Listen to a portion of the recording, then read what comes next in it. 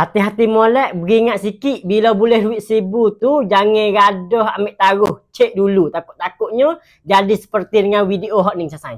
Assalamualaikum Sasai. Jadi bila kita boleh duit 1,000 tu Sasai, kita nak usul Sasai tu cek molek. Kerana benda ni Sasai berlaku dalam 3 wilayah kita dah Sasai. Dia kata tu berlaku di Seven Raman. Di Kabur Sasai. Jadi bila kita tengok sana duit tu nampak biasa tapi mujur sana ada pandangan tu dia nampak heran, nampak pelik duit tu sikit sana. Dia tu make kalah tapi alhamdulillah dia ada kalah untuk nak cek kata duit tu sungguh atau palsu sana. Kalah ni sana bila kita turis sana kalau duit pelong dia nak cak hitam.